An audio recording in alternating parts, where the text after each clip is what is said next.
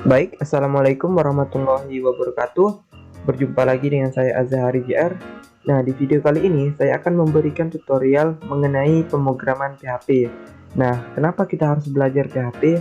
Yang pertama, karena kita ingin membangun sebuah website yang dinamis ya. Kalau kita hanya menggunakan HTML, CSS, itu website yang kita buat hanya bersifat statis ya, artinya bersifat tetap dan diam ya. Jadi ketika kita menggunakan PHP, maka website kita sudah menjadi website yang dinamis. Nah, baiklah, apa yang dimaksud dengan PHP? Nah, PHP merupakan pemrograman script server side ya, yang didesain untuk pengembangan suatu website. Maksud dari server side ini apa? Nah, jadi PHP ini disebut sebagai server side ya, karena pada prosesnya itu dilakukan oleh komputer server ya. Hal ini berbeda dibanding dengan bahasa pemrograman client-side seperti JavaScript yang diproses oleh web browser client ya. Nah, PHP ini dikembangkan oleh Rasmus Levdorf ya pada tahun 1995. Oke, langsung saja kita lanjut mengenai syarat menggunakan PHP. Yang pertama yaitu web server ya. Nah, di video kali ini saya akan menggunakan aplikasi SAM ya untuk web servernya. Selanjutnya yaitu kode editor. Nah, kode editor yang digunakan saya menggunakan Sublime Text 3 ya. Selanjutnya yaitu web browser. Untuk web browser saya menggunakan Firefox ya. Oke, lanjut kita. Nah, apakah kalian sudah siap untuk belajar PHP dasar ya? Oke, jika sudah siap langsung saja kita mulai ke ngodingnya.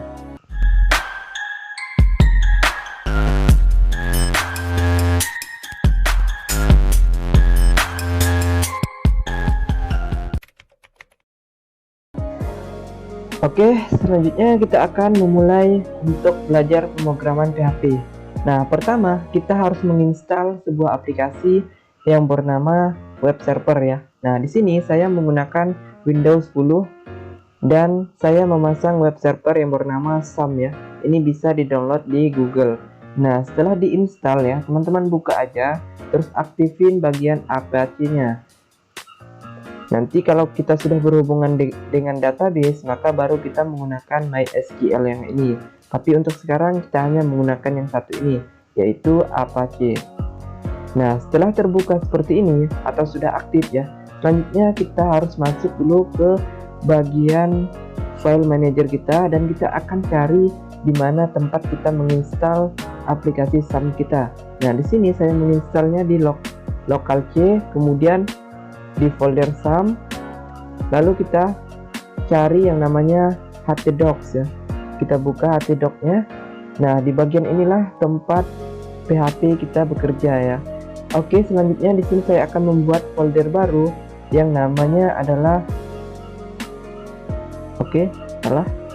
yang bernama misalkan adalah belajar PHP. Jangan pakai spasi ya, belajar PHP. Nah, selanjutnya kita akan buka kita akan buka folder PHP-nya. Lalu kita membuat sebuah file yang bernama index. Nah, ingat teman-teman ya, ketika kita membuat website biasanya kita menulis dengan index HTML. Tapi karena kita menggunakan program PHP, maka kita tulis ekstensinya yaitu .php. Nah, ini bisa dikerjakan oleh banyak bahasa pemrograman ya, salah satunya HTML. Kalau kita menulis dengan ekstensi HTML, maka pemrograman PHP itu tidak bisa dikerjakan ya. Jadi untuk ekstensi PHP ini bisa untuk dilakukan antara HTML dan juga dengan PHP-nya. Kita enter dan kita klik yes. Nah, sekarang kita sudah berhasil membuat file yang berekstensi PHP. Sekarang ini kita tidak bisa menjalankan lewat sini, buka lalu lewat browser ini.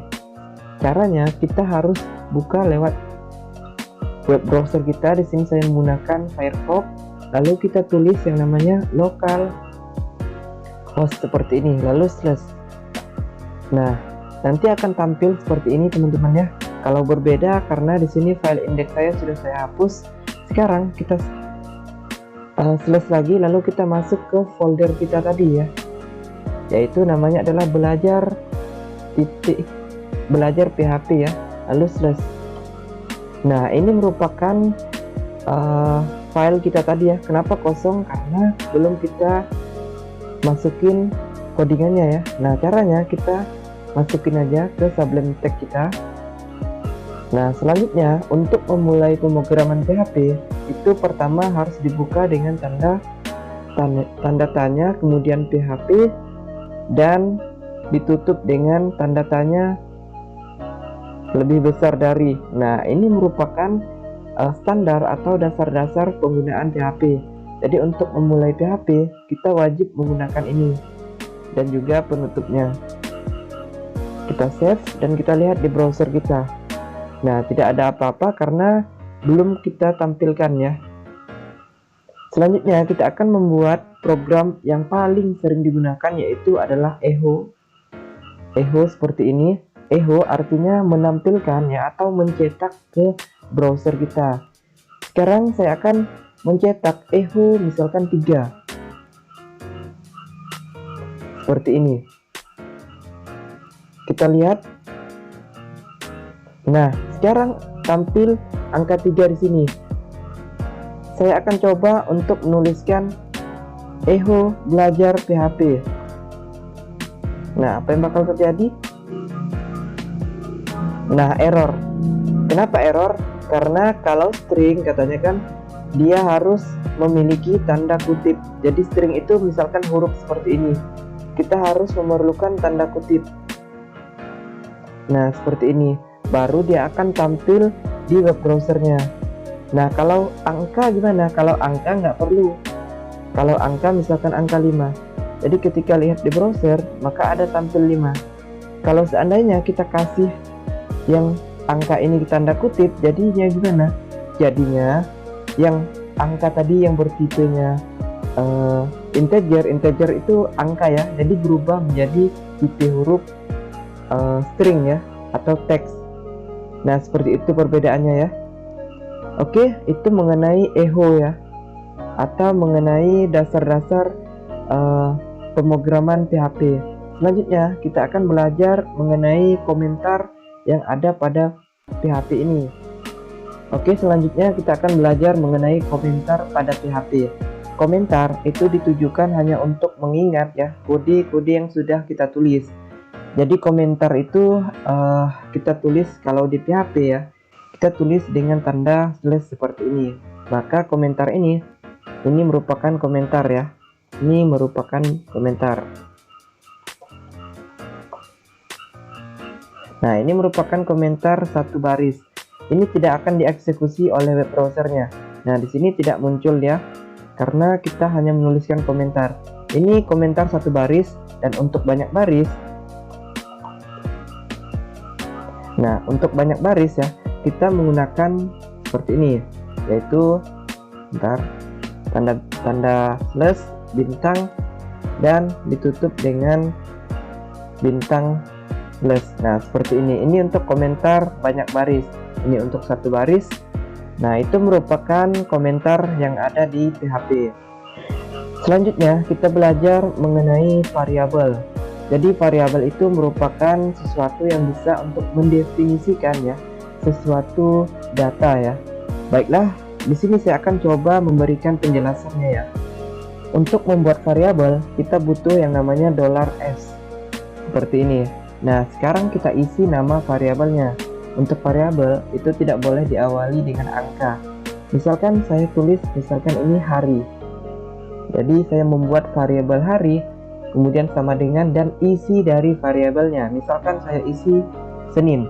Ingat ya, untuk menulis string kita membutuhkan yang namanya tanda kutip seperti ini. Misalkan Senin. Nah, di pemrograman PHP setelah kita menulis suatu fungsi atau codingannya, kita tutup dengan tanda titik koma seperti ini ya. Nah, sekarang kita save dan kita lihat di browser kita.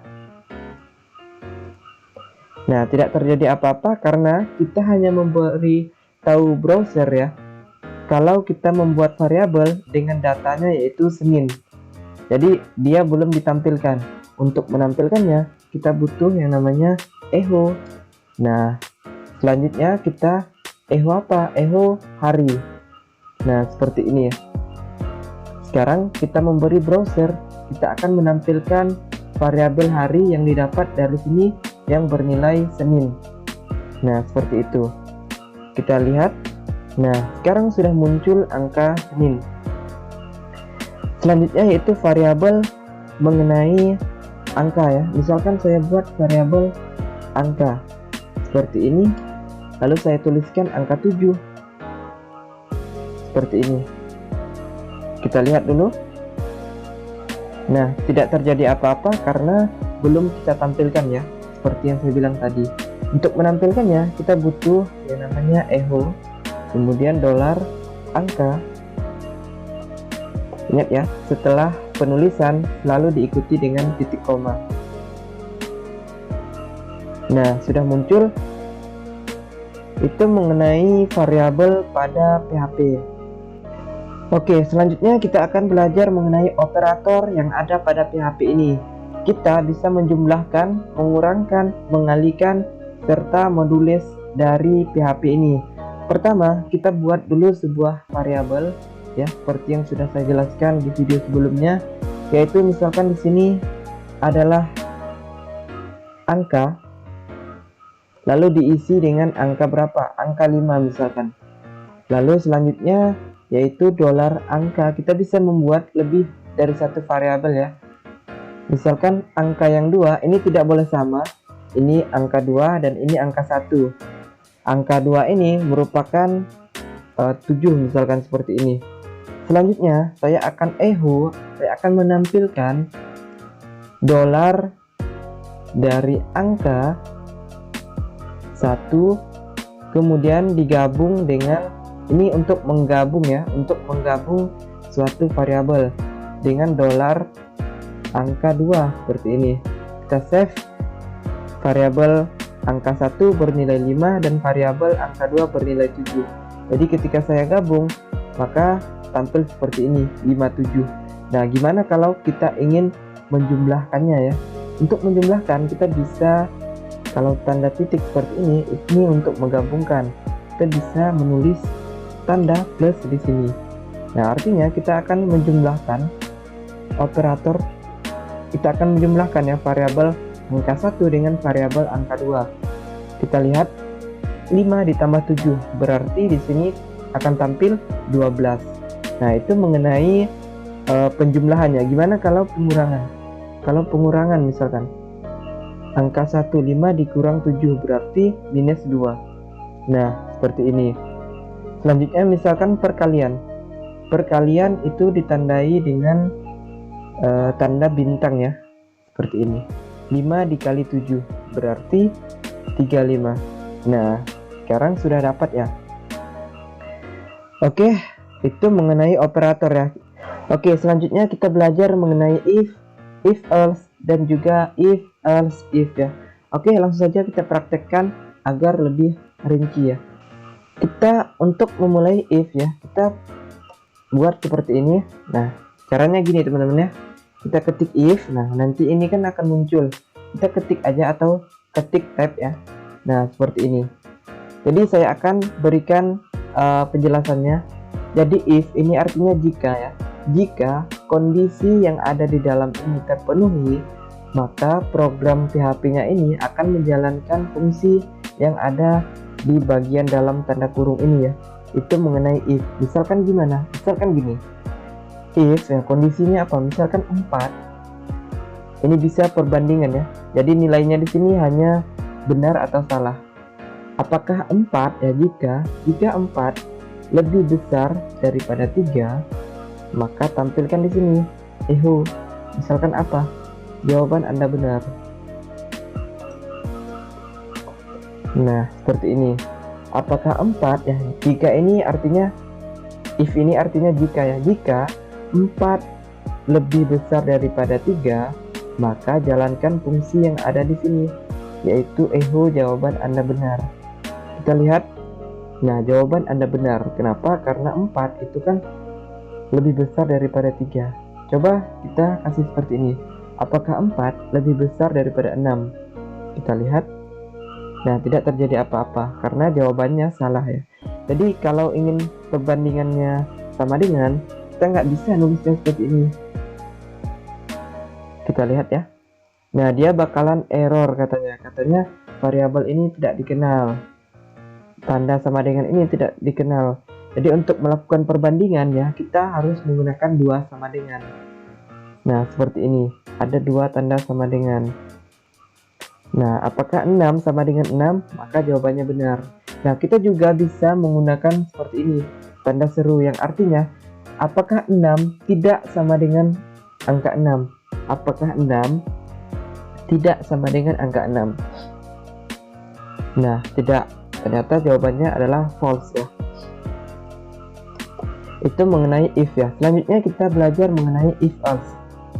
Nah, seperti tadi, jika kondisi terpenuhi, maka dia akan menjalankan fungsi yang ada di dalam tanda kurung kurawai ini. Misalkan kondisinya apa?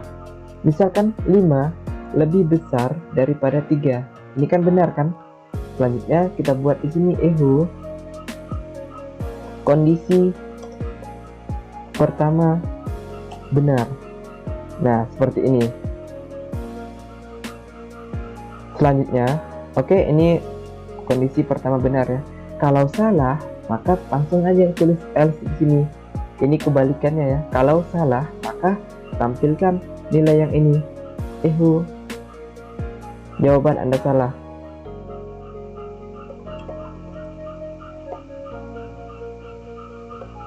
Nah, seperti ini. Apakah 5 lebih besar daripada 3? Jawaban Anda benar. Kondisi pertama benar. Lalu ketika ini salah, misalkan saya tinggiin atau gini, 5 lebih besar daripada 7. Jawaban Anda salah. Oke, selanjutnya mengenai if else dan juga if else if ya. Oke, kita buat dulu if kondisinya. Misalkan kondisinya 4 lebih besar daripada 3. Ini kan benar kan? Maka langsung tampilin aja echo kondisi pertama. Kondisi pertama ya. Kondisi pertama benar. Nah, kalau tadi kita kan langsung menulis else ya. Jadi jika salah, maka langsung ditampilin kesalahannya. Tapi kalau if else if ini kita menulis di sini merupakan else if ya. Seperti ini penulisannya. Lalu diikuti dengan tanda kurung buka dan kondisi yang kedua. Kita tulis kondisi yang keduanya ya. Misalkan 5 sama dengan 5. Ini kan benar kan? Maka tampilin di sini kondisi kedua echo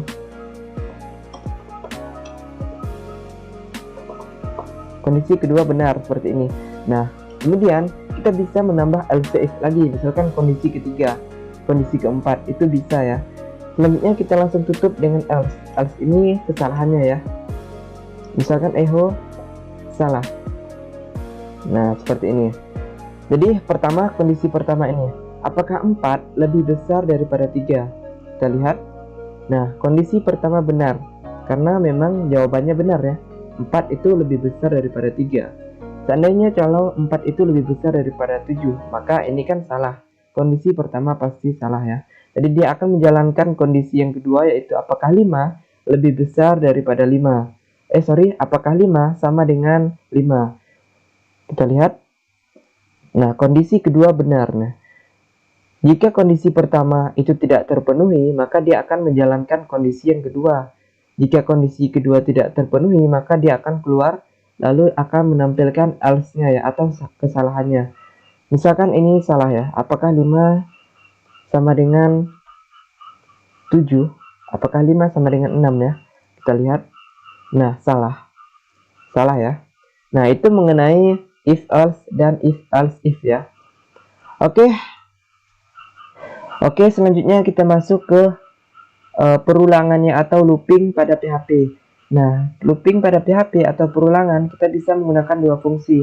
Yang pertama yaitu for, yang kedua yaitu do while ya. Nah, pertama saya akan jelasin dulu mengenai for ya. For, untuk melakukan perulangan ya, kita tulis saja for seperti ini. Lalu di dalamnya ada 3 nilai yang harus kita isi ya. Yang pertama adalah nilai awalnya. Misalkan saya akan mendeskripsikan ya, bahwa variabel X itu sama dengan 1 seperti ini. Lalu kita kasih tanda titik koma. Jadi nilai awalnya harus kita kasih ya. Nah, yang kedua yaitu sampai kapan perulangan ini akan terjadi. Nah, perulangan ini akan terjadi apabila misalkan $X itu lebih kecil daripada 10 ya. Jadi selama $X ini, selama nilainya 1 ini lebih kecil dari 10, maka perulangan ini akan selalu dijalankan ya. Nah, selanjutnya yang ketiga, nilai yang ketiga yaitu kita akan menambahkan ya $X ini dengan 1 ya. Jadi plus ini 1. Misalkan kalau plus 2 maka 2 ya nilainya. Atau ditambah 2 ditambah 4 seperti ini. Kalau plus itu hanya ditambah 1. Nah, setelah itu kita buat ini apa yang mau ditampilkan, apa yang mau dilakukan looping ya. Looping itu perulangan ya. Nah, saya akan mencetak ya echo. Lalu ada tulisan ini adalah perulangan. Ini adalah perulangan ya. Lalu kita bisa gabung dengan ini adalah perulangan yang kita bisa gabung dengan variabel X ya. Variabel X ini dengan cara ketik titik lalu $X seperti ini, dan kita bisa menggabung dengan HTML lagi atau dengan seperti ini. Kita bisa ketik titik kemudian fungsi yang ada di HTML yaitu BR atau baris baru ya. Nah, seperti ini. Oke, langsung saja saya jelasin ya. Nah, yang pertama kita menggunakan for ya untuk memberitahu browser bahwa kita akan melakukan perulangan ya atau looping. Nah, kondisi yang pertama saya akan membuat variabel X ya dengan nilai 1. Jadi X ini bernilai 1. Nah, selanjutnya yaitu kondisi dimana apakah sampai kapan perulangan ini akan terjadi ya. $X ya. Perulangan ini akan terjadi apabila $X ini lebih kecil daripada 10. Selanjutnya, dia akan mencetak ya. Ini adalah perulangan yang nah, X ini nilainya 1. Jadi dia akan mencetak nilai perulangan yang ke-1. Selanjutnya dia akan membuat baris baru dan dia masuk ke sini dan dia menambahkannya nilai X ini dengan 1. Jadi nilai X ini berubah menjadi 2. Jadi apakah 2 lebih kecil daripada 10? Nah, kalau kondisinya benar, maka dia akan menampilkan ini lagi.